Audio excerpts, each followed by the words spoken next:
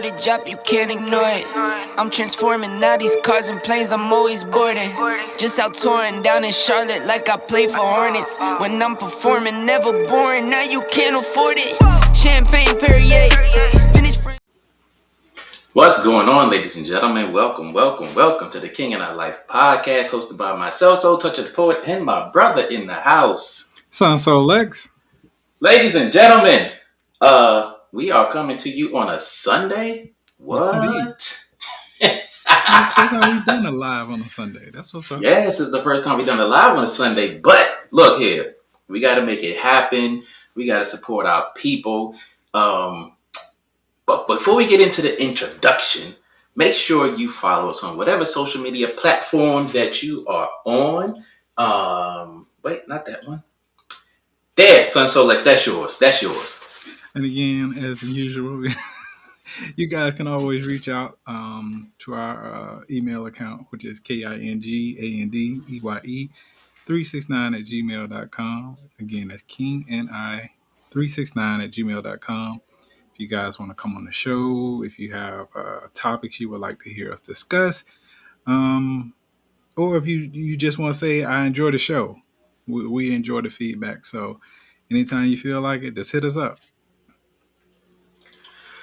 Yes, and you can always go to www.kingandilife.com where you can find our audio, the links to our audio podcasts, our YouTube videos, our bios, the guest form that you can register to be a guest. I'm getting all fumbled up because I'm not used to being on Sundays live.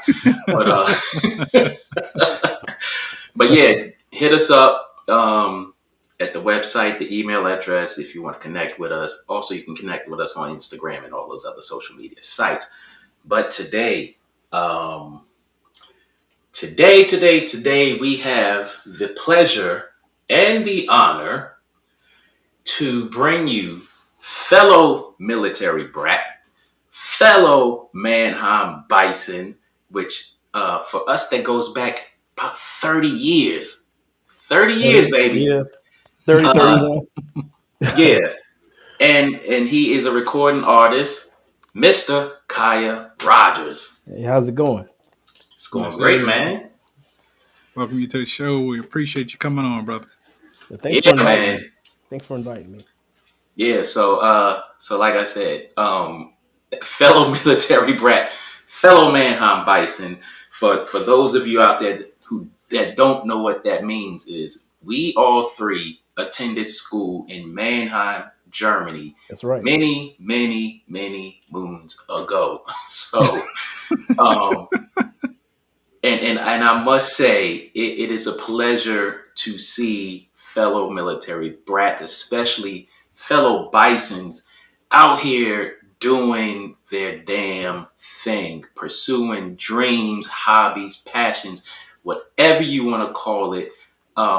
I'm just grateful that we have the opportunity to interview another one of our distinguished alumni. Yes, there it is. There it is. Man, I'm pumped. I'm really pumped. I appreciate it. Yeah, for man. Sure, man. For sure. Yeah. So let's just get into it. Let's chop it up. Let's get into it. So, who is Kiah Rogers? Give us a little background on yourself. Well, my name is Kiah Rogers. I'm a huge fan of R&B. But one day, I saw this show on TV. It was called Motown 25, and I saw Michael Jackson do that moonwalk. And, ever since Michael Jackson did that moonwalk, I was like, you know what? That's what I want to do for the rest of my life. That's what I want to do. But it started with Michael Jackson, but then I was a huge fan of New Edition. Then I had a phase where I was a huge fan of Marvin Gaye. And then finally Jodeci came out, in the 90s. So, but, I had a few more after that, but that's my major influences, though, as far as what made me wanting to be a singer-songwriter. Okay. So, go ahead. No, I was just saying that's a very distinguished list of entertainers and artists. So you're definitely on the right track with them because you can't go wrong with any one of those on that list. Right. That's true. That's true. So where were you originally from, and when did you first start like singing? Well, I was born in Miami, Florida, but my Mm, dad, being, in the military, I pretty much was moving from place to place every couple of years. But I spent most of my, almost all my teenage years and my preteen years was spent in Germany. So, okay. I started out, I think the earliest place that I can remember, living growing up is in Frankfurt, Germany. Mm, Then I Oh, was in wow. this place called Von Steuben. I'm not too sure. I'm not familiar with it, but Von Steuben, Germany. Then Uh-huh. from there, we briefly came back to the States. I was living in Tennessee, then Kentucky. And then we came back to Germany. I was living in Karlsruhe. And then mm, from Karlsruhe, I moved straight to Worms, Germany. And I was going to high school in Mannheim. And okay. that was a straight shot from like once I went to Karlsruhe from 87 all the way up to 95, that was Germany. So Wow. yeah, so I pretty much grew up in Germany, even though I was born in Miami, Florida. Wow. Yeah, so That's yeah. crazy. But Mm, as far as music, I as a kid, I've always enjoyed, doing talent shows and stuff. So a lot of times, everywhere that I lived, I was always, in a group. We was always doing talent shows, doing, practicing dance routines and everything. And I told you about, my influences. So we would try to like copy the New Edition routines and the. There's another group. I don't know if y'all remember them. They was called the Boys. They sang "Dial My Heart." oh yeah, yeah, Yeah. yeah, Yeah, Heck I wanted yeah. yeah. I wanted to be Hakeem. I wanted to be him. Wow. So yeah, I wanted to be that guy. Right? He was doing backflips and everything. So after that, I started Oh practicing. man. I started practicing backflips off of picnic tables and trying to practice doing the backflip, then jumping forward and landing to the splits and everything. So I was trying. I mean, I was trying really hard to be like these major artists that was coming out. Uh-huh. Between the mid '80s to the early '90s. I was trying so hard to be like those Wow. guys. Yeah, there were so many groups back then, that actually, just coming up listening to, and they were phenomenal back then. Yes, yes, It really was great growing up during that era because there were just so many great artists that came out during those eras. yes. Oh yeah. Yeah. I totally agree. I totally agree. So, what really made you want to pursue music in the light of, okay, this is where it's at? I mean, I got other talents and other things I like to pursue, but Okay. music is just where my heart is at. Yeah. I guess what it was, when I hear a song that I love, I always try to. It's kind of hard to explain it, but when I hear a song that sounds good to me, I would try to practice to create melodies, my own melodies of that song. Like I would hear the beat and I would try to create my own melodies, and I would do that over and over again. Like how a high school basketball player, how every day you will see him, dribbling his ball in front of his house every day. Hmm. Yeah. Every day I was creating melodies, and that's what I would do for the longest. Wow. And then from Okay. there, I would start to turn those melodies into lyrics, and then I would start. And what I started doing was I would listen to like different compositions. Like one thing I'll say this: one thing I don't like that happened in the '90s. Mhm. Once technology got better, see in the '70s you would hear compositions. Like you would Yeah. hear the songs would move and change. You wouldn't just hear, Hmm. just the same thing repeating for the whole song. But in the '90s with technology, the producers went from creating these compositions to you get 4 bars looped for 3 minutes. So I Hmm. said, I don't want that in my music. So what I do is I use today's tools, but I Mhm. write the old way. See, Okay. my writing is inspired by Quincy Jones and Barry Gordy. I use today's tools because I love bass, I love those hard beats, but I love the beautiful melodies, and I love a song that changes, it moves. That's what keeps it exciting. So I Okay. mean, don't get me wrong. There's songs that are written in that style that sound amazing. There's a lot of amazing songs like that. But for a majority of them, when a song first comes on, you're like, oh yeah, yeah, that's my joint. But after a minute, the excitement is gone. I mean, you hear Hmm. after a minute, you heard the whole song in 1 minute. It's just the same loop over and over again. So Right. that Yeah. those changes is what keep a song exciting to me. So I incorporate that in my songwriting style. I could definitely tell that Yeah. because I was listening to your music Friday on my way home. I had a long drive, and I'm the type of person that I really like to dissect music, listen to it a few times, and then really break it down and say, okay, yeah, that's it. But your beats, meaning the music, behind your lyrics, those were the things that really captured my ear first. And I was like, okay, all right, I see where you're going with this. And again, the more I listened to it, I was like, and then I started breaking down the lyrics. I was like, oh, okay. So it really gave me that reminiscent of an artist kind of like Music Soul Child, because when he first hit the scene, it was something different. It was something new. It was something, to me, I had never heard that type of music before. And Yeah. when I was listening to your music, that kind of put me in that frame of mind. I was like, I see what he doing here. That's what's up. Mm. Yeah, I like that, man. I appreciate that. I No problem, appreciate man. that. No problem. Now you said you use today's tools with with the old school you know architecture. Yeah. So do you do your own music, or do you have someone else doing the music and production? Yeah, I write my own music. I use Logic Pro. Okay. And there's like thousands of sounds on there. So what I do is I experiment with different sounds and I create melodies and I use those sounds with those melodies. And when I create something, I play it and I'm like, yeah, that's it. I keep it. Mm. But Okay. my writing process, one thing about my writing, I'm not one of those songwriters that that say, oh, I wrote this in 10 minutes, I wrote this in 15 minutes. No, it takes me 3 weeks to write a song because when I Mm. write, the song is not done until I'm getting goosebumps. So what Mm. I'll do is I'll create a melody, I'll create the beat, then I'll create the melody and I'll play it.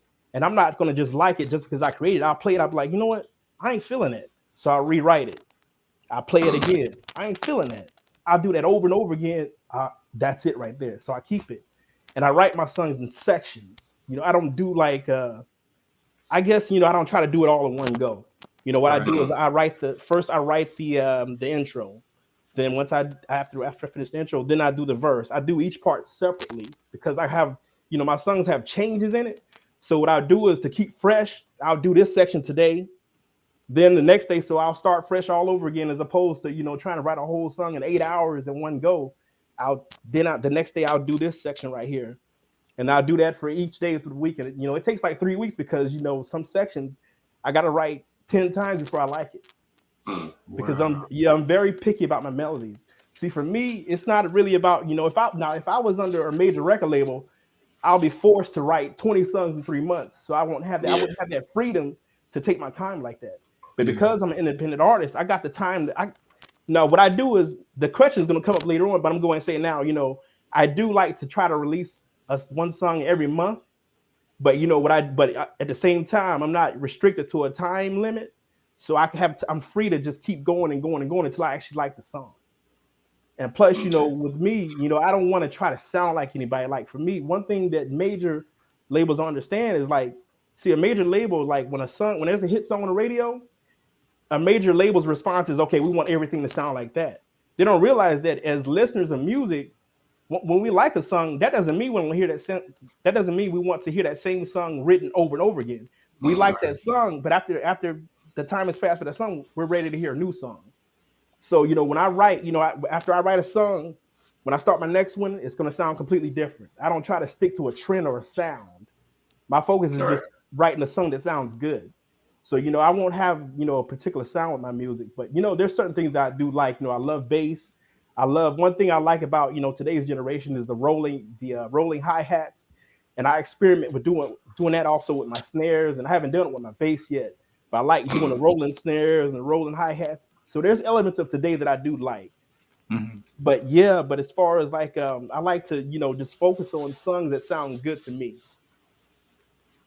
Okay. I Yeah. definitely think that's a plus, because I could tell, again, just listening to your music, it was like something fresh for me.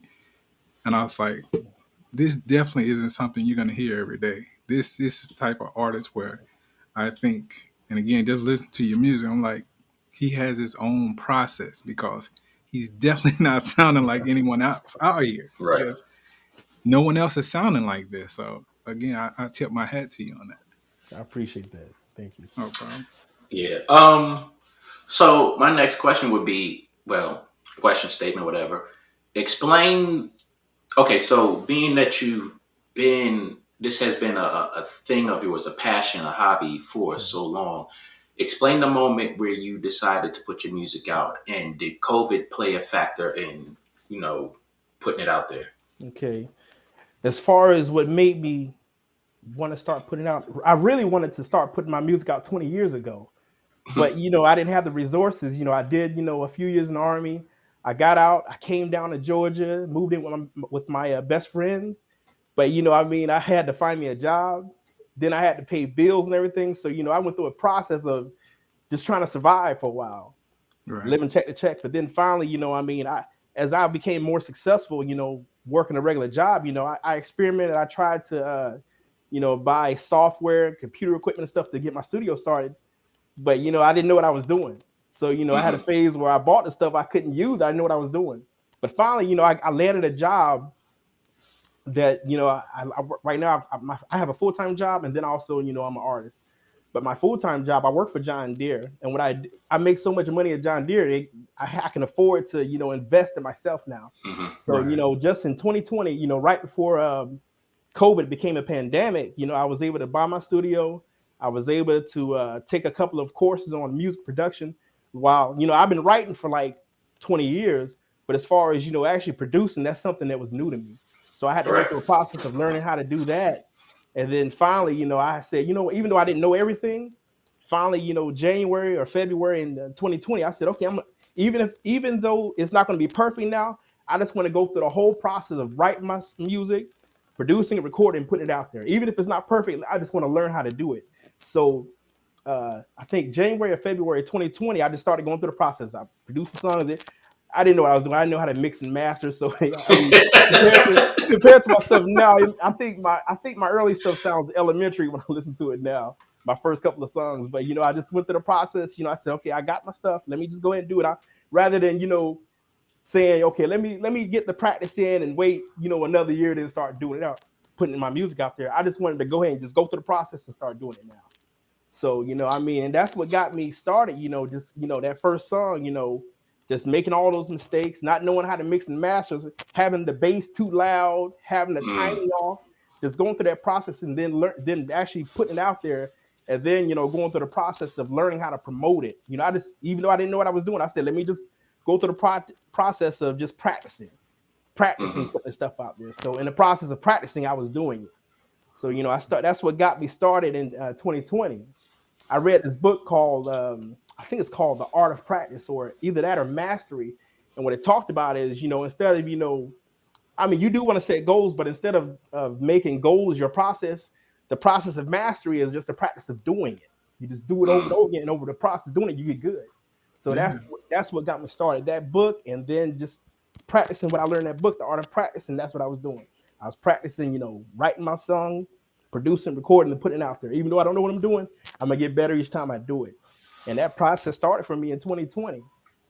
And the crazy thing is, with COVID going on, I didn't know this, but there was so many people at home and just relaxing. So I was getting a lot of feedback from my music because of that. Because a lot of people was at home, a lot of people was not working, because the COVID was becoming a pandemic, and Yeah. also there was a lot of people that was writing and releasing music. That's what a lot of artists were doing. So actually, for me, it worked out a lot. It worked out pretty good for me. And even though my first few songs are kind of elementary, I still got some positive feedback out of it, and it gave me the experience of actually, putting my stuff out there. So yeah, that's what got me started. Just wanting to go through the process of learning how to do it by doing it, by doing it. And it's a never-ending process. You keep the path to mastery. You just keep doing something over and over again. There's no limit to how good you get. You just keep doing it. Quincy Jones, he released I think over 1,000 songs. He's still going. It's a process of just doing it. You keep getting better each time. There's no limit. And this That's is Yeah, they say, you do the same thing over and over again. It's called insanity. but but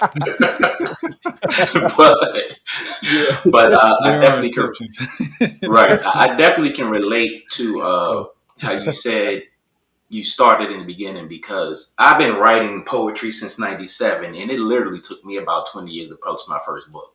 So I definitely can relate. It's the resources, it's the this, it's the that, and and then when I first started uh, uh, editing videos, it was the same thing. It's like you have the equipment, you have the software, but it's like but you know you pick up a few books, you watch a few YouTube videos or whatever the case may be, and you keep at it, Right. and then you'll find your place. Exactly. But it's definitely good that you stuck to it. You found your lane in there, and you put it out there. And COVID is a good booster because people are sitting around Yeah. and your stuff pop up, and there it is. Yep. Everybody's looking for something new. Yeah. They're looking for some type of expression, whether it's them expressing themselves or watching someone else or listening to someone else express themselves. So it had its downfall, but a Yeah. lot of people are exploring new ideas and new ways of entertaining themselves, if you will. So that's a good thing. Yeah, definitely, definitely. So how do you stay focused with your music and your everyday life? How do you find balance in that?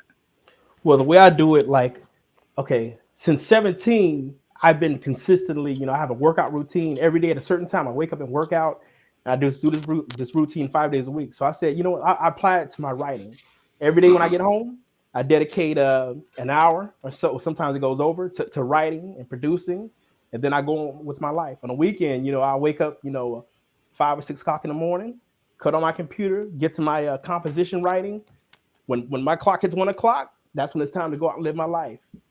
So I mean, it makes it easy for me because if I was the type of person to sit down, wake up early in the morning, sit down in front of my computer, start writing at 8 o'clock, and then be in there all the way till freaking 9 o'clock at night, it wouldn't be Mm. fun anymore. I Right. wouldn't enjoy the process.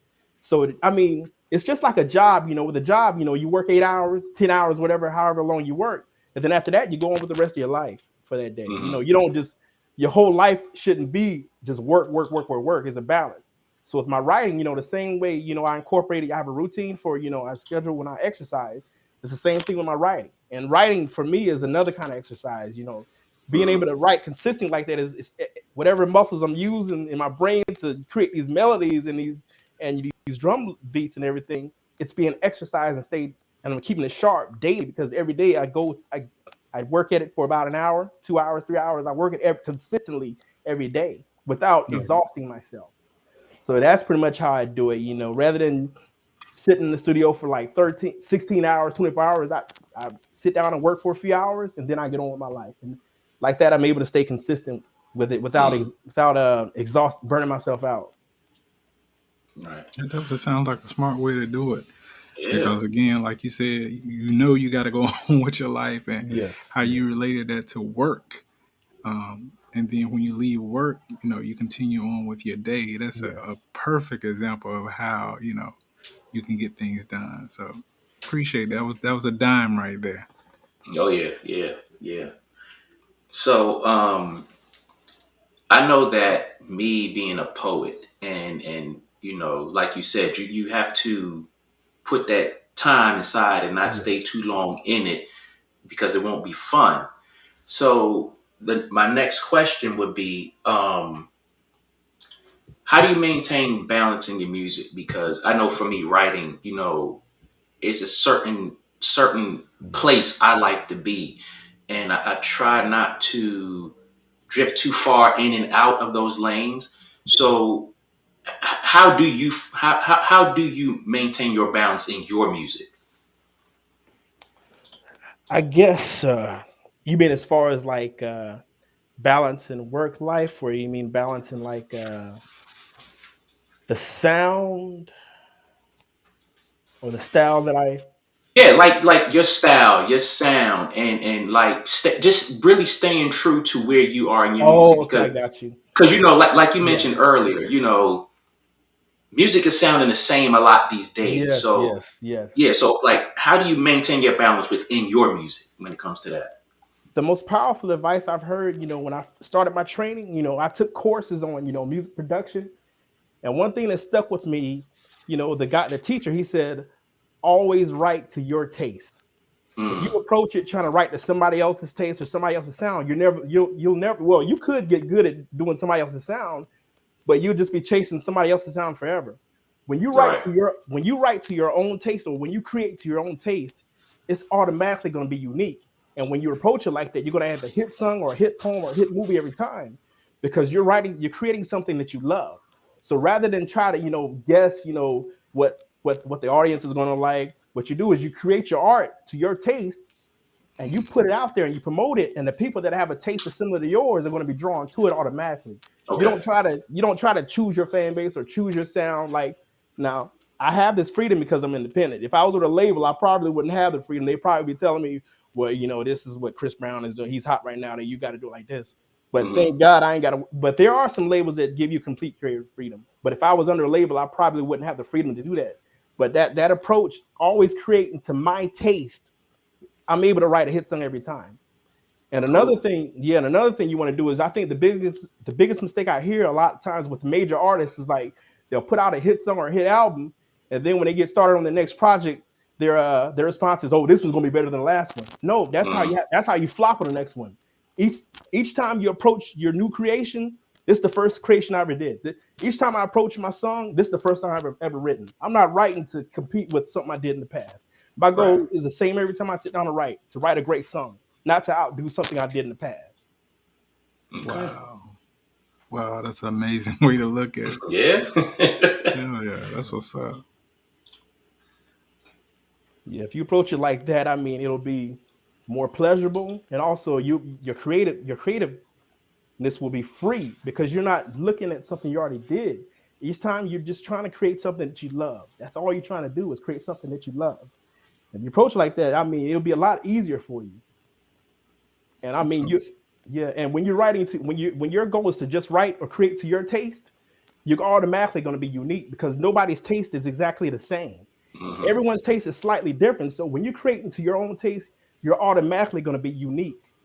And as I said before, my taste is, I don't like loops and samples.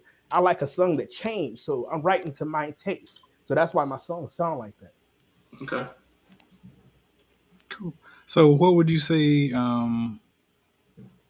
Perfectly, you basically answered the question before we even got a chance to ask it. But so, what do you draw your creative process from? Like, let's say you're going through your day and you hear a sound or you see something happening. Do you get ideas from that, or how does it come to you, basically? Yeah, sometimes, as far as like lyrics, I'll have a coworker or a friend going through something, and I'll say, you know what, I'm Mm. gonna write this. I'm gonna create a fictional story, but I'm gonna write a story based off that. But sometimes, as far as like musically, I might like I write my own melodies and my own beats, but I'll hear a song and I'm like, I like that sound they're using. Like, I Yeah, didn't create rolling hi hats, but I love it. So I find Mm. my own way to use. I'm gonna use that in my music, but I do it my own way. Like, I don't use it how the rappers use it. I kind of do it how it fits in with my music. So I'll hear. I'm always looking at what's going on around the world. I listen to Spotify. On Spotify, I have so many different artists that I listen to. So there's so many creative ideas I get. But yeah, when I hear a creative idea, I'm inspired by something they're doing. But when I sit down to write my music, my goal is not to sound like them. My goal is, okay, I'm gonna use that, but I'm gonna do it my own way. That's Hmm. how I approach it, as far as like getting inspired by other artists and melodies and situations that people are going through. I'll see something that's going on in the real world, or I hear something I like, and I say, I'm gonna use that too, but I'm gonna do it the way I like it. I'm gonna do it my own way. So yeah, that's how the inspiration pretty much hits me. I look at what's going on around, or I hear something I like, and I'll just from there, I'll just sit down and think about I want to do this my way. I'm gonna do it my way. I'm gonna use that tool, but I'm gonna use it my own way. that's Yeah. what's up. Yeah. I can definitely relate to that because, sometimes I write some wild stuff and people be like, where'd you come up with that from? It's like, it's from my observation of people and my experience in life. And, there's no better creative influence than what is going on in everyday life. Um, so to follow on with that question, like how many of your songs are from your personal experiences? I would say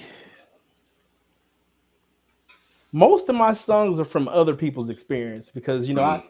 I think there's only a couple of songs that I've written from my own experience. A lot of my songs are based off of what I seen somebody else going through, or even something I seen happen in a movie. I say, what, Mm, I want to write some about that.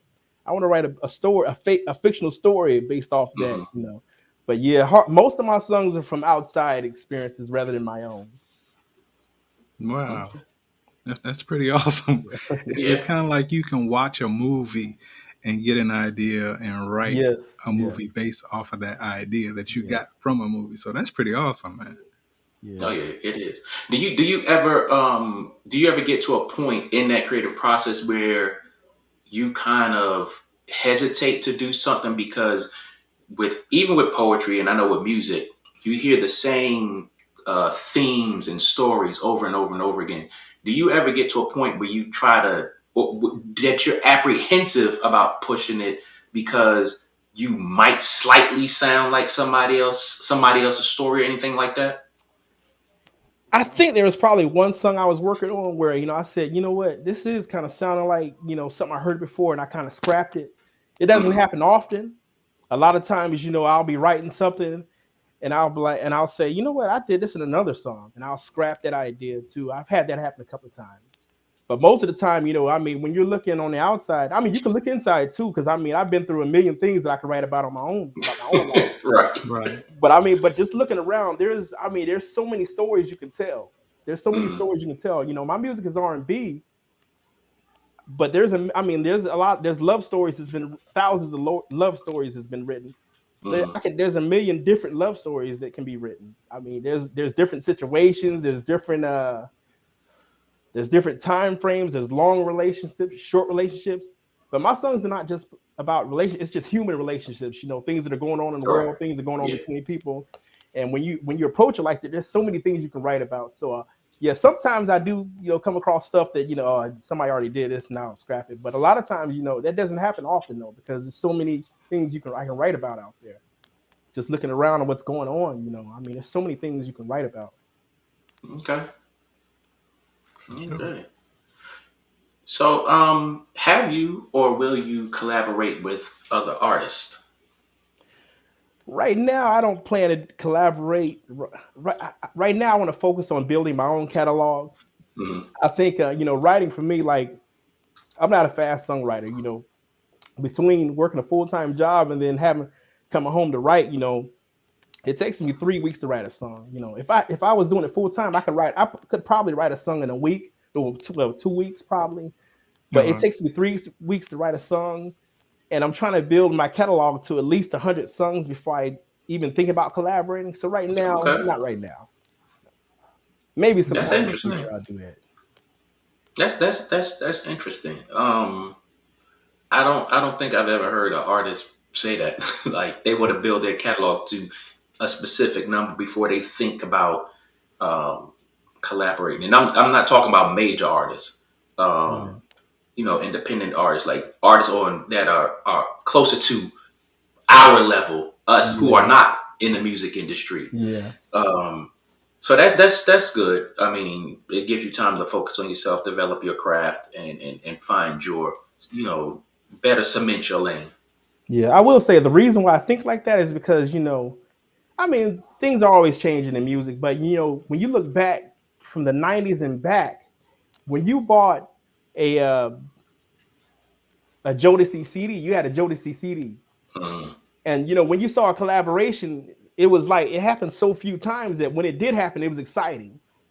But yeah. now, there's so many collaborations going on. I'm not excited to see Drake with Tory Lanez. I've seen so many artists collaborating. It's not exciting. In the past, you Mm, barely saw it. So when Michael Jackson partnered up with Paul McCartney, you're like, oh my god, you yeah. barely saw it. But it happens so often now. It's like it's kind of cliche. It's like, you don't know. I'm like, if I wasn't actually looking at the album in front of me, I wouldn't know whose album it was.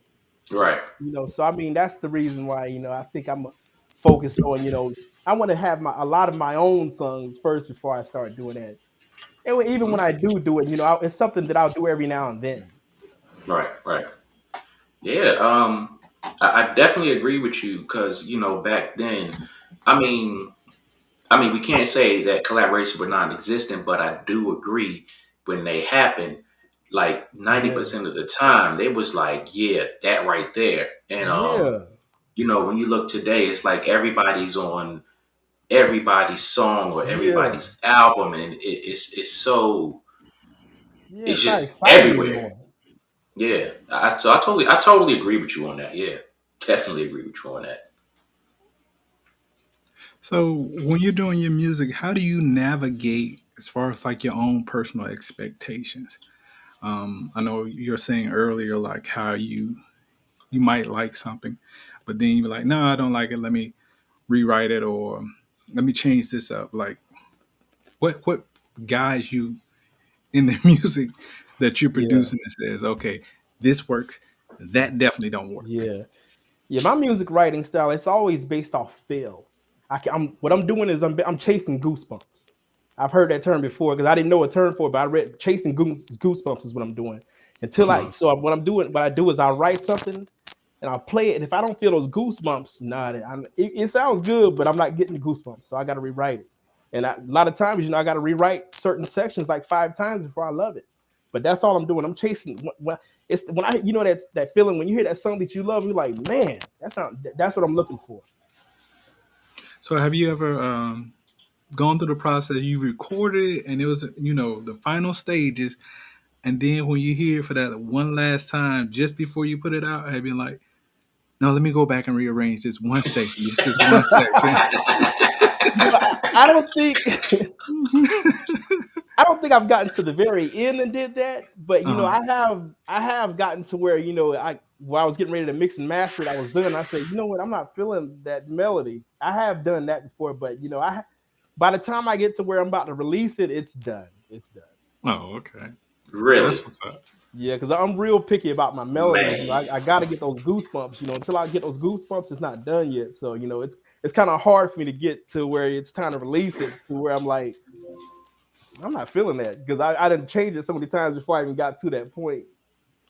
So yeah, yeah. I mean, most of the time, it's in the middle of the writing where I got to do that.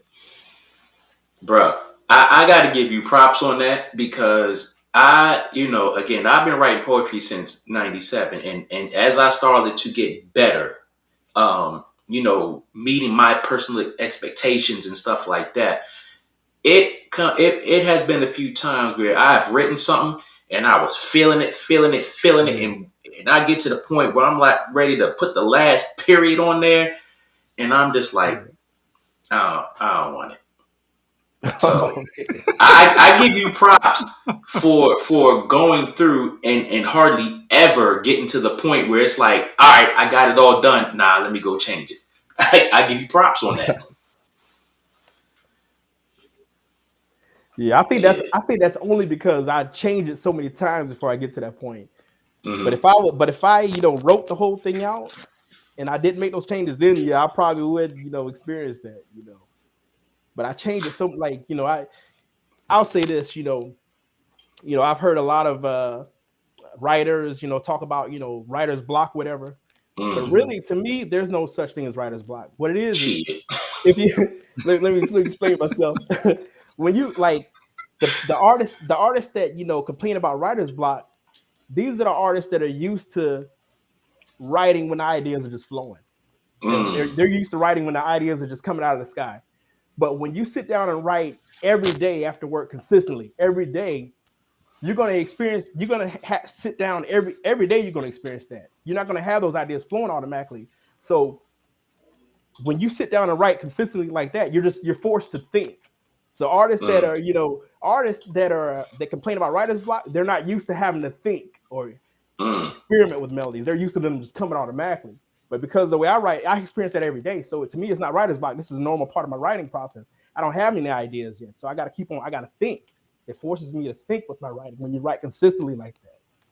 Mm. Yeah, see, Okay. when I write, I don't wait for inspiration to hit me. It's like just like my workout routine. Every day at 6 o'clock, I'm up working out. Every day after work, when I get home at 2:30, I'm writing, whether ideas are flowing or not. So Mm. most of the time, I'm forced to think rather than have ideas just come. Now, every now and then, ideas do be flowing sometimes, but most Right. of the time, for me, that's not the case because I sit down and write every day. If I only wrote when inspiration hit me, you would get 2 songs a year, 1 song a year. Mm. Wow. Wow. Yeah, that's Yeah, wow. yeah, Yeah, Because, because it's what it sounds like to me is like, for example, how some people they just go. Certain athletes they work out all the time. Like yeah, Terrell Owens, yeah, he wakes up when he was in his football league. He just had this set routine every yeah, day. That's what he did every day, like worked out, regardless of what else yeah. was going on. He had to work out, and then because he's talented, but he didn't rely on his talent to get him by. He had Right. more of a routine that Yeah. he stuck to go along with his talent. Where other athletes would be like, well, I'm talented. Hell, I ain't. Hell, I got to work out Yeah. for like Allen Iverson. What the hell I need to practice for? mm, Yeah. You know what I'm saying? Exactly. So to actually have a routine where Yeah. that's how you keep tackling your writing process and getting more and more work done. Man, that's crazy right there. Yeah. That And really see, is wow. and see, when you do that, it keeps you sharp. It's like just like when you do push-ups and your arms get strong and adapt to push-ups. Whatever part of your brain you're using for the creativity, it's being exercised daily. So mm, even though I'm sitting down with no ideas, because I had this exercise daily, I know how to come up with the ideas. I know the process. It's easy for me. This is normal for me to sit down and have nothing going yet. But I know how to, because I do this every day. I know the process of you not going from having nothing to having this amazing composition I to put together from nothing. Because every day I sit down and I think I like a lot. Sometimes when the inspiration hits, you sit down, you already have the melody, but most of the time I don't have it. So what I gotta do is I gotta create the melody. I gotta okay, I'm not feeling that. I'm not mm, feeling that. That's it. I go through the process that when I doing that daily, it exercises your creativity. And so even though I don't have any ideas when I sit down, writing from scratch, I already know the process. It's easy for me to create it. Because on top of that, even when I'm not sitting down writing, just like that high schooler that's in front of his house dribbling his ball every day I'm at work creating melodies, just practicing creating melodies, humming melodies, practicing every day. So when I sit down and I have no ideas, I'm doing the same thing that I practice all day at work, all day when I'm at the store doing my grocery shopping. I'm just practicing, just creating melodies. Okay, I like this one. And I go through the process. I create the melody. I love it in my head. Then I record it. I play it. I ain't feeling that. So what I do, I create another one. Simple mm. as that. Simple as that. But I just keep creating. It's just like inventing something like a car or something. You got you kind of have that. You don't have the whole idea. You got a partial. You got a part of the idea. So you start the process of creating a car, and you're like, this ain't working. So what you do? You try something else. This ain't working. You keep trying something until something works. And it's the same thing with my songwriting. I'm not feeling that melody. Let me write another one. This is the one. You just go through that process. And when you do that on a daily basis, it gets easy. Easy. When you write like that, you don't have to wait on inspiration. You've exercised that. You know how to create. You don't have to wait for ideas to fall from the sky. You know how to create the ideas. So yeah. That's That's extraordinary. yeah, that's interesting. Because I feel you and I have those moments, but then there's some days when it's just not there. Yeah. So my question to you is, because this is what I've experienced sometimes. Like sometimes I can write something and I'm feeling it. Yeah. Sometimes I write something and like you, it takes a while to write it, put Yeah. it together Yeah. and Yeah. organize it and have it just the way I want it. And sometimes I blank out and write something and it's off the wall. So do you have those blank out moments to where you sit down and you got your pen and paper or you at the computer and you just blank out and put out something that just blows you away?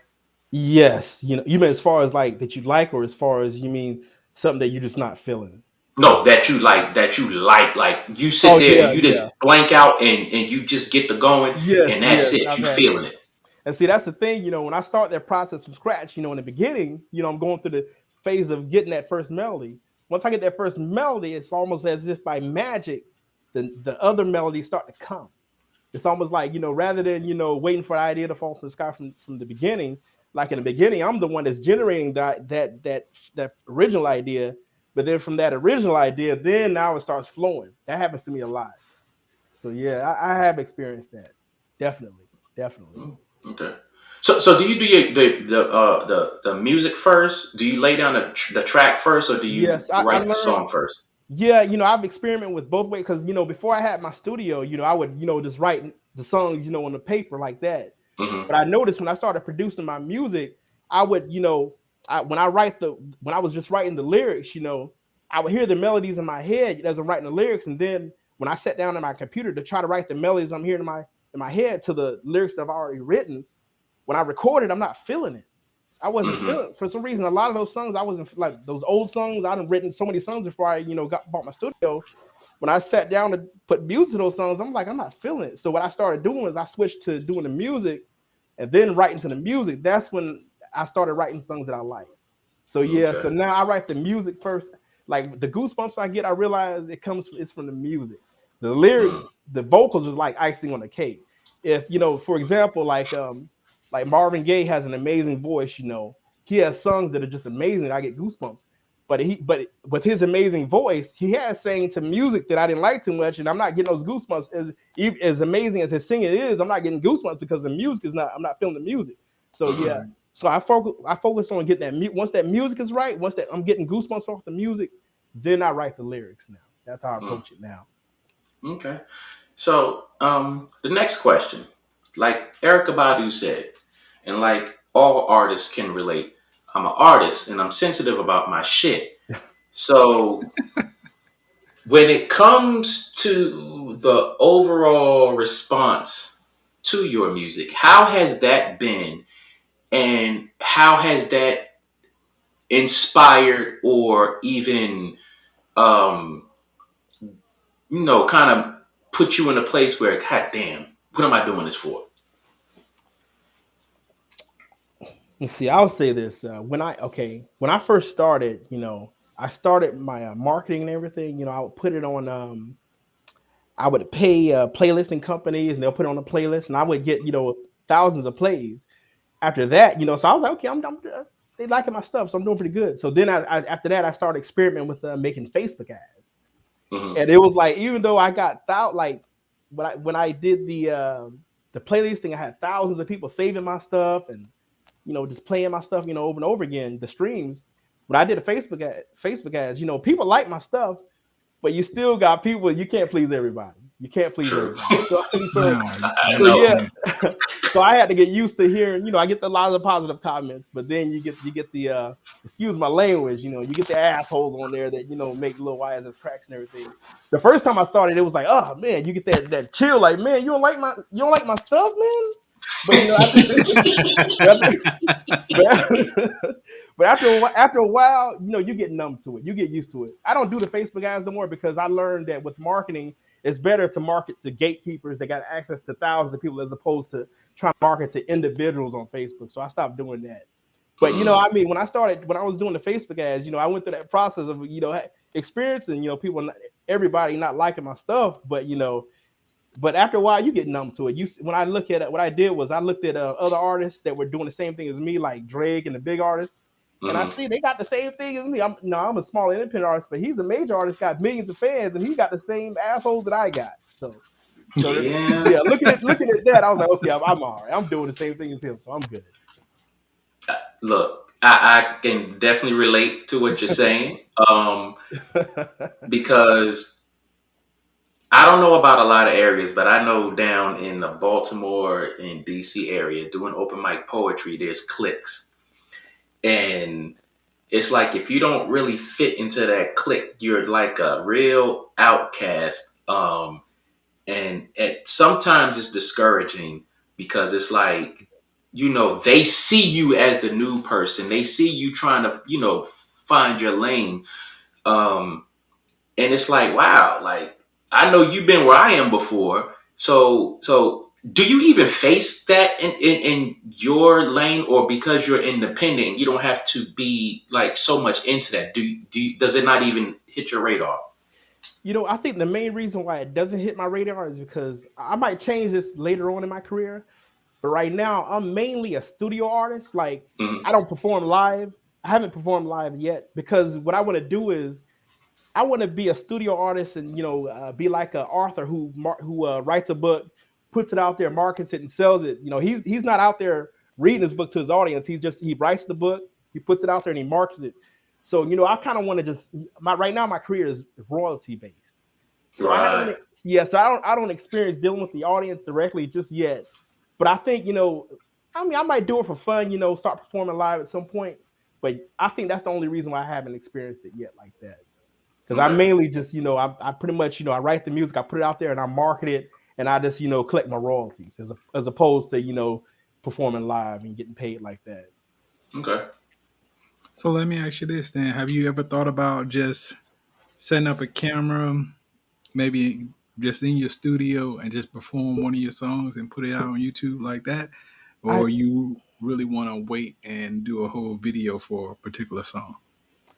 I think I thought about that, but I think the first thing I want to do is I want to do videos first, because I know as artists, when fans love your music, they want to see you, see who you are, get to know you. So I think for that, I'll make music videos since I'm not performing live. I want to do that, and then maybe at some point, before I perform live, I'll do that idea that you said. I thought about that, but not yet. But that's somewhere in the process, though.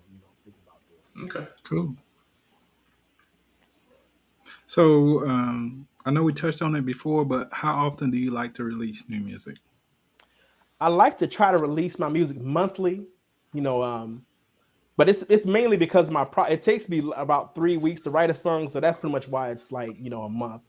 But also it keeps me sharp. I'm able to just keep writing and writing, and Hmm. my stuff will continue to sound fresh because everything I put out is something that I've finished writing 2 weeks ago.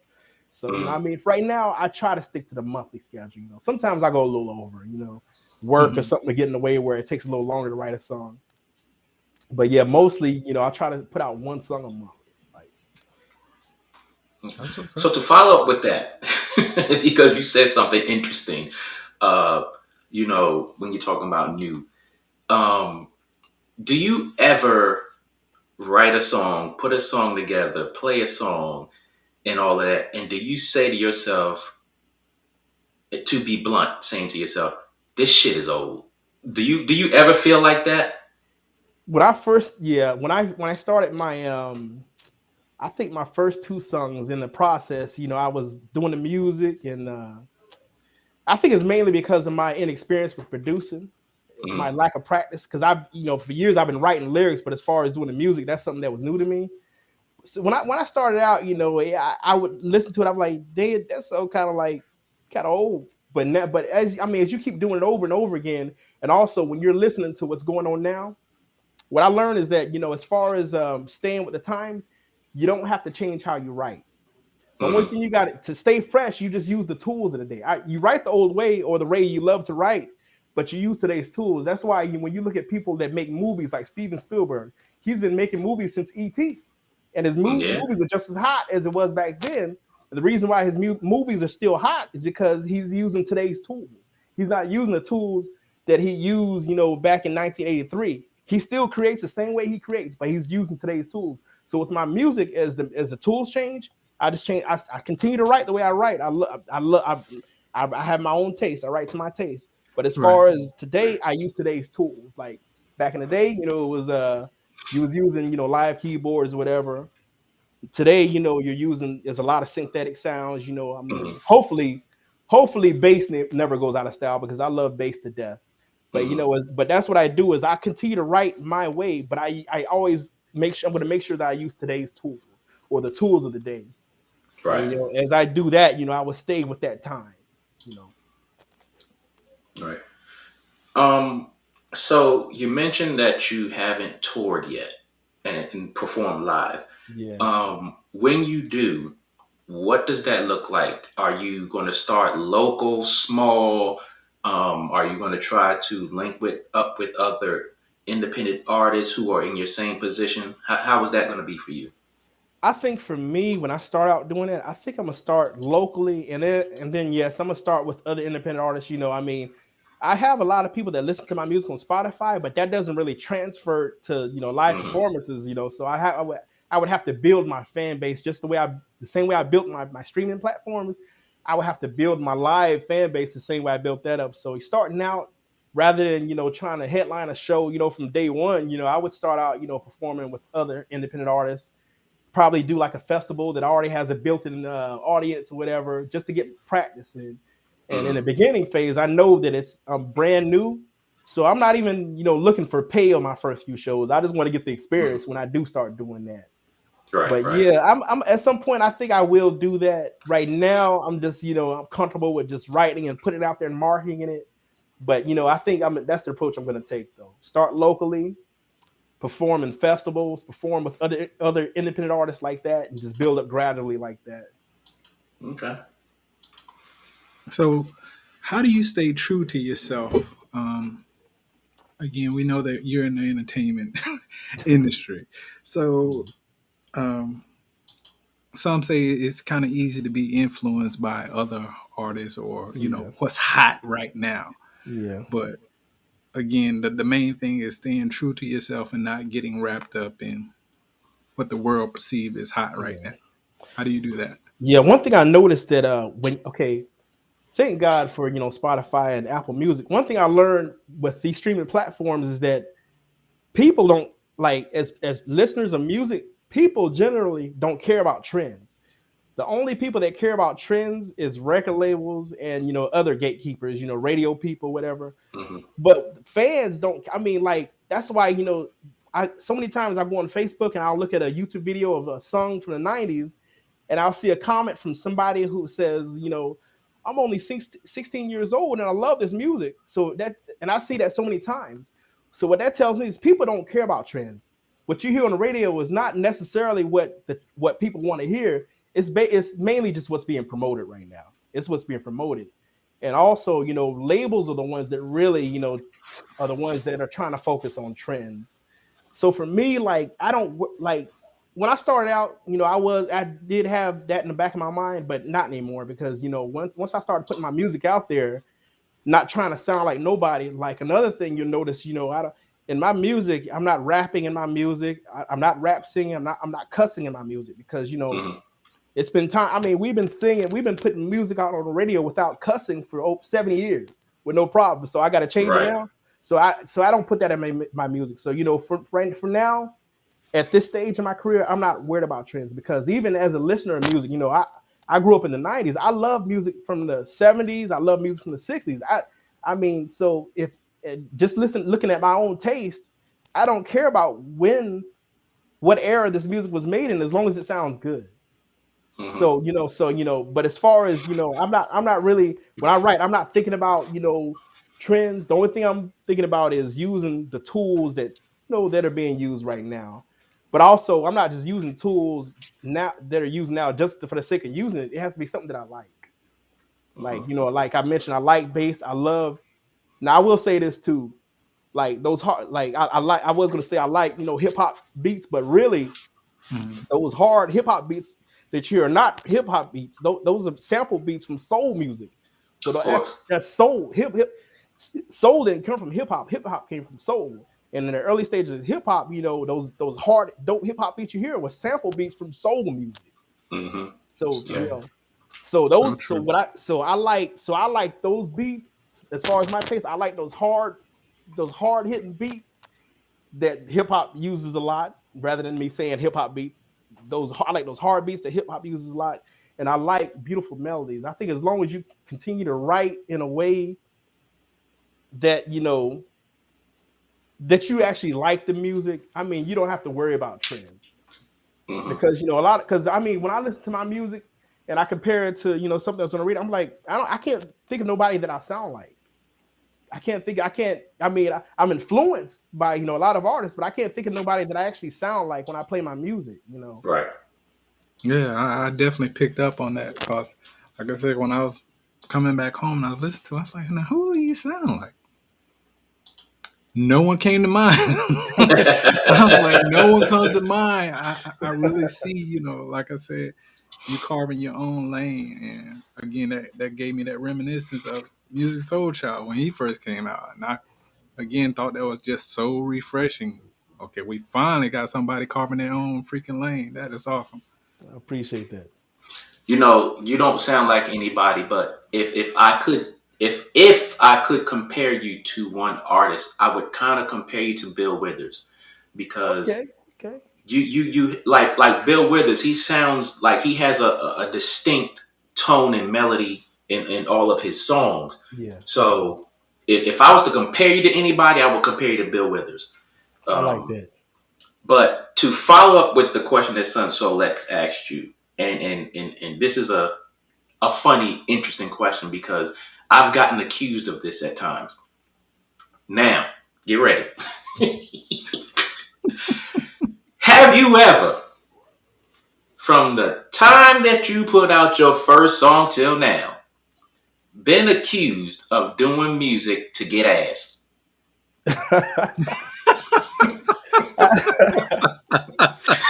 I've been lucky so far. I've been lucky. I haven't been accused yet.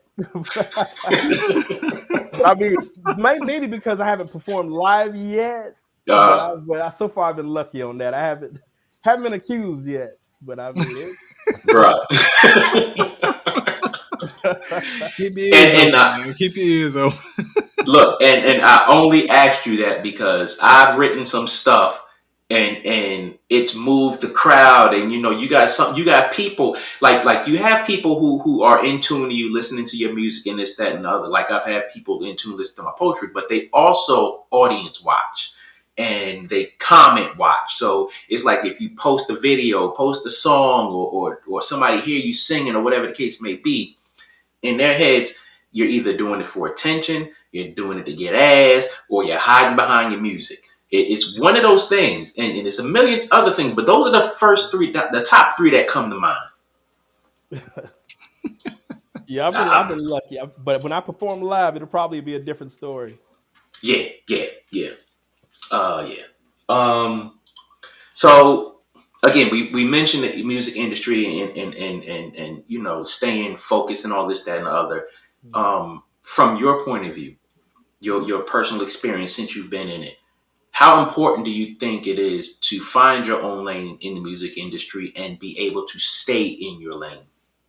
I think it's very important because I think I said something similar before, but the biggest mistake of that major labels make is that they think when a hit song is out there that we want every song to sound like that, or we want every artist to look like that, to sound like that. That's not the case. We like that because that song's a hit, because not only does it sound good, it's original. Mm-hmm. So I mean, as far as that kind of lost. Ask the question one more time. I kind of lost my train of thought on that one. Like, how important do you feel it is to stay in your own lane? Like, Yeah. It's very important because when you stay in your own lane, when you're just writing and creating to your taste is not set in stone. As time goes on, like the stuff, there's a lot of things that I love, 20 years ago that I don't love now. mm-hmm. But some things I do love, your taste is not set in stone. As time goes on, your taste is changing with it. So it's very important just to create to your taste and stay in your lane. I mean, you don't have to.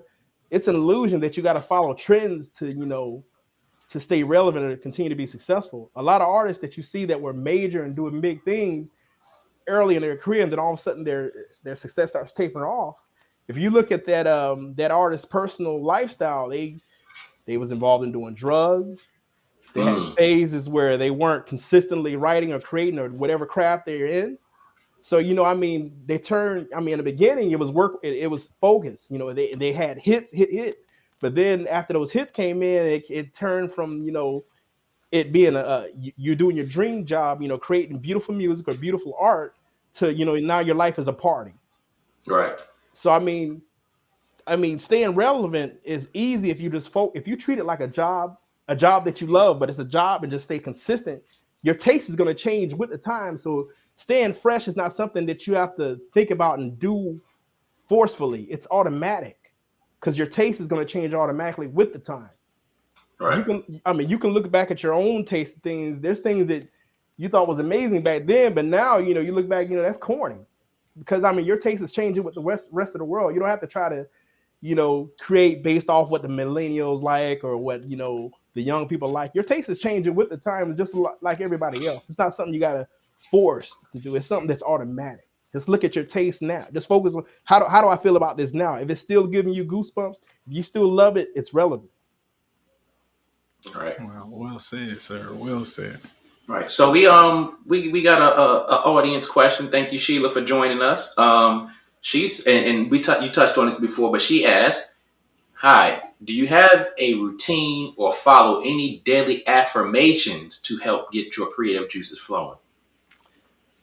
Well, I don't really have a routine to get my juices flowing, but I do have a process. I all day, like me, I'm a songwriter, so every day, just like I mentioned this a few times, just like the every day the kid dribbling, I'm constantly creating melodies, constantly.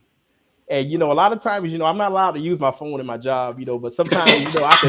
Sometimes if I create a melody and I'm liking, I'm like, oh, hit that little melody real quick. But I have, because I'm doing it constantly. I guess yeah, I guess I can say that is my daily thing that I'm doing to create. But I'm constantly creating. So when it's time for me to sit down to write, a lot of times I have 10 ideas I done recorded already. And even if I didn't have it, because I'm constantly creating melodies, I can just create until I find something I like.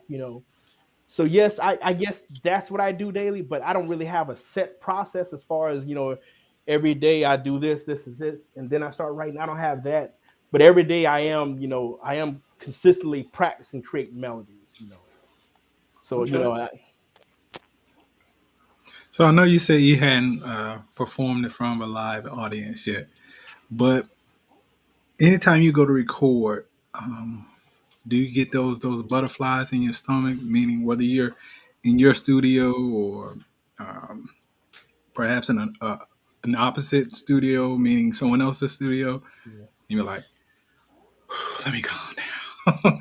Yeah, that actually does happen sometimes because that does happen. I've only recorded in my own studio, but sometimes when I record, I will imagine performing this song live, and I do get butterflies. Even when I'm recording, I gotta record sometimes 5 times before I get a good take. Because I'm Uh-huh. recording as if I'm thinking about that audience there as I'm Mm. recording. So yeah, I do get that. I do get that. Wow, awesome.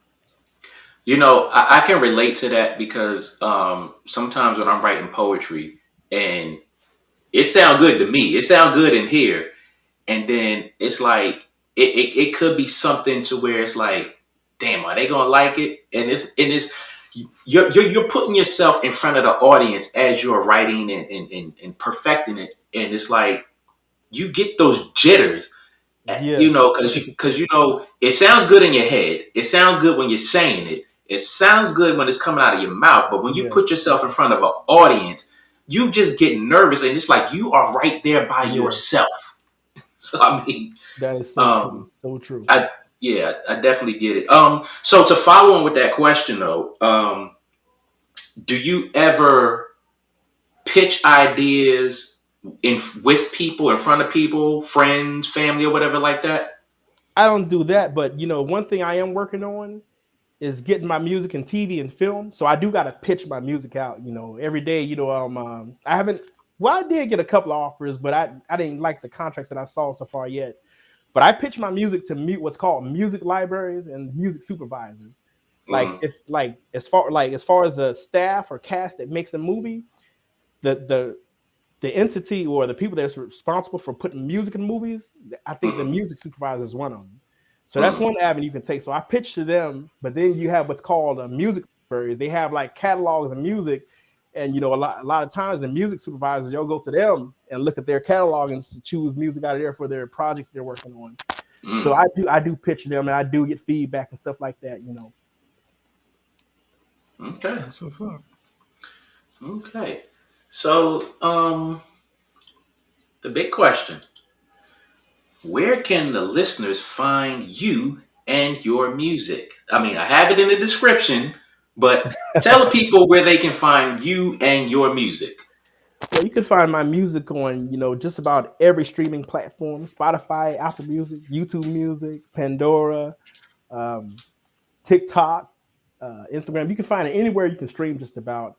As far as me, you can find me on Instagram, Instagram.com/Kiah_Rogers. You can find me on Instagram. You can find me on Facebook, Facebook.com/Kiah.Rogers. But as far as live, I'm not performing live yet, so you can't find me out in person yet. But in the future, I'll try to put that out there, when it's time. Okay. One of the things that really jumped out to me is your last name, Rogers. I mean, that is a Yeah, very well known, famous name. I mean, through yeah, decades, whether you're talking about Mr. Rogers, David yeah, Ruth, whether you're Kenny talking Rogers. about Will yep, Rogers. I mean, that name is very popular yes. as far as like being in the spotlight. So, have you ever thought about um, titling one of your albums Mr. Rogers? I actually have thought about that because even just growing up in high school, I had a couple of friends. Every time they saw me, they start singing the theme song. It's a beautiful day. So I thought, oh, I mean, that got on my nerves every time they saw me. Start changing the shoes and the slippers. I was like, come on, man. But Oh I did think about. man. I haven't done it yet, but I might do that. But as far as now, I only put out singles. I don't do albums. I really don't Uh-huh. plan on doing an album because in this generation, even when I look at how I listen to music, I don't really listen to whole albums. What I do is I just choose a playlist and I listen to playlists, and an artist might have 2 or 3 songs on there. So also if I put out an album, the way I see it now, I mean, they might listen to 5 songs and then forget about it. But putting out one song every month, I can market every song can get my full attention. I can market it, and I'll be marketing my music for the whole year rather than putting out an album, have the fans listen to my music, like 5 songs and then forget about it. Wow, that's a brilliant way of Mm. looking at it. Never heard it So even mentioned that way by a major artist. But yeah, yeah. that's the main reason why I just put out one song at a time. It might be different if I was under a label and they was promoting me to millions of people all over the world. You can only budget, for like 4 songs, to make singles. It would be probably different then. But as an independent artist, I mean, I think the best way for me is just to put out one song at a time, and market Mm, each song as I put it out. okay. So you talked about streaming. Um, and this is something that I'm personally interested in when it comes to my poetry. What was the process for you to get on streaming platforms, and um, how long did it take? And is it satisfying, so to speak? It's actually really easy. You have what's called digital distributors or aggregators. That's your Mm, CD Baby. What's another one? DistroKid, TuneCore. Those are the big three. But they got websites. You go on the website CD Baby, and you just go through the process of putting out your music. You could choose for them to take care of your publishing for you. But I have my own publishing entity set up in BMI. But you can mm, choose them to do the publishing for you and they set you up. Register your music. But yeah, it's actually an easy process, and you choose the release date. You just go on the website, mm, choose what you want to do, then you type in the information, name of the song, and all that stuff on it. And then you upload. You go to a page, you just upload your music, upload your album art, and then after that, you choose your release date, and that's it. It's mm. fairly easy.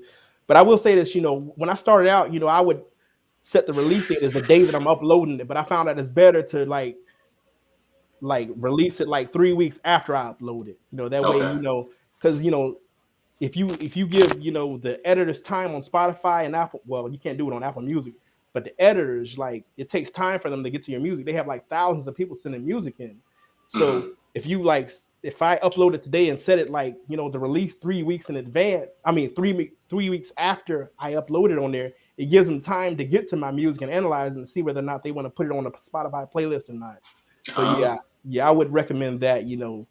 Upload it up and set your release date 3 weeks after the day that you load it up, at least. Hmm. Oh, Okay. good Uh, information right there. yeah, it is. It is. I remember it might have been I don't remember if it was. It was last year. I don't remember if it was last summer or whatever the case may be. But you had posted something about your first like royalty check. Yeah, yeah. When you got that first royalty check, um, what was that thought in your mind? What was that feeling? Like, how did you react overall to that? I mean, it was a good feeling, I mean, one thing about music, you can make so much, you can make a lot of money in music, but music money is slow money. Everything in music takes time. Like, so when those royalty payments come in, like me, I have it set to come automatically to my account. So Hmm. when I looked at my account and I saw that I was like, okay, I was excited when I saw that, because from the time that you put your music out there, it takes months before you get your first payment. So I mean, it Hmm. takes months. Like, even like with sync licensing, that's what I'm doing. Trying to license my music to TV and movies, sending my music to the libraries and stuff. Once Hmm. my stuff gets once my stuff gets accepted and used in a film or movie, or what, it's going to take like 9 months before I get my first payment from that. Whew. So yeah, music money is good money, but it's slow money. That's why a lot of people don't survive in music. That's why I still have a job as I'm doing music until I I know get. that's right. Okay. Yeah, see, a lot of people, they approach it, that starving artist mentality. You can only do that for so long. When you can do it while you're living with mom and dad, but when you're living out on your own, paying your own bills, you got your own car note, you got to have a stable income. See, a lot of people Mm, want to pursue music and pretend like they're stars already, and have no income coming in. And I mean, in 2 years, you can't keep living like that forever. You can't keep that is living like true. that. So I mean, That was something that always kind of bothered me when it came down to music. Meaning, a lot of the older musicians, the ones that we grew up on, I was just wondering, like, why do they not just put out music on their own? Because yes, they're still great artists. I mean, they yes, still can carry, notes, and the talent is still there. yeah.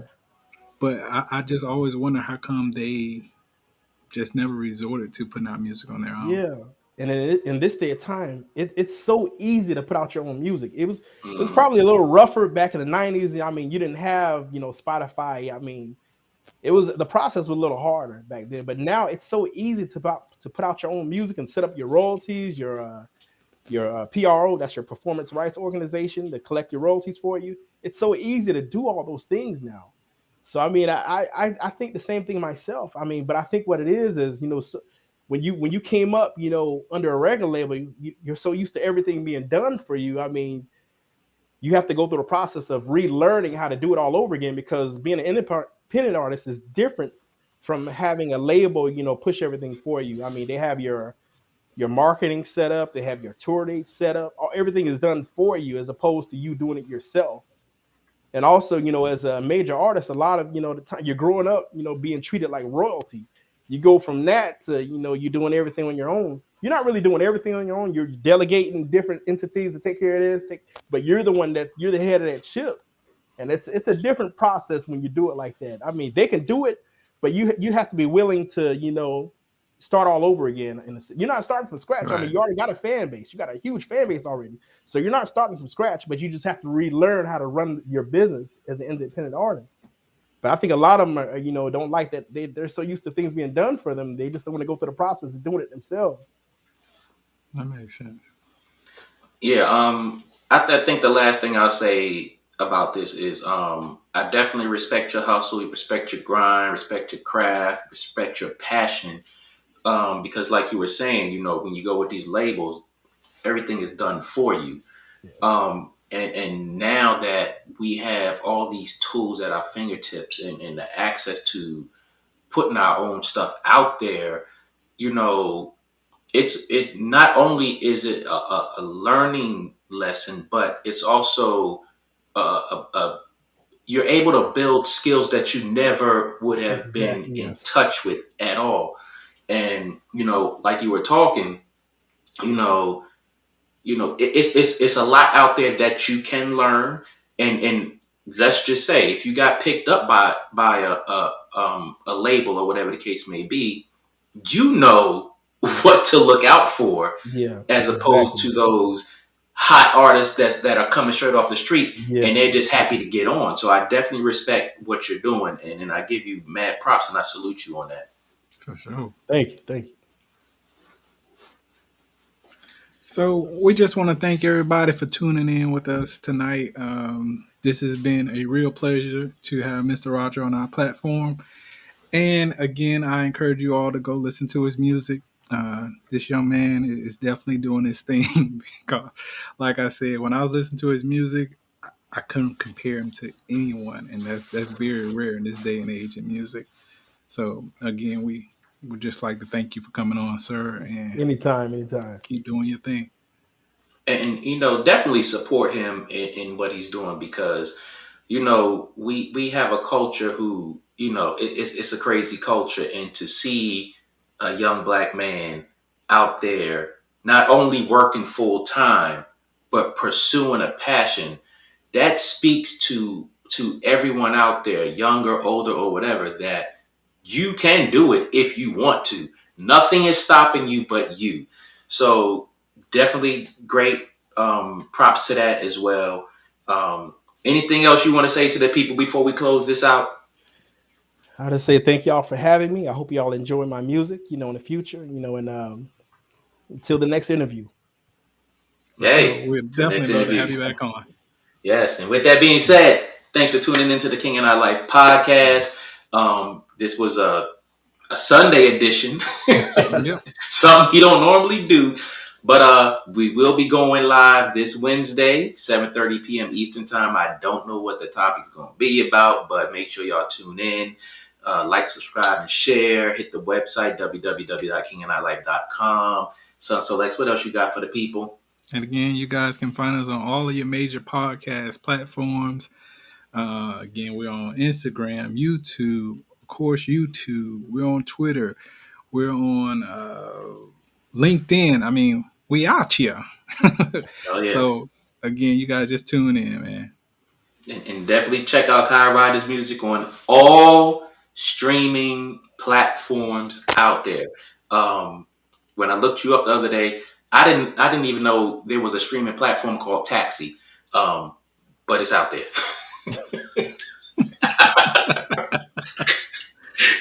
I was like, what the hell is Taxi? But your music is on Taxi. Wow. If you get royalties from that, I hope so, because your music is there. Um, uh, hey, go check the boy out. Check his music out. You'll find something that appeals to you and applies to you. And as with anything, keep supporting. So Touch of the Poet out. That's it. All right. Peace.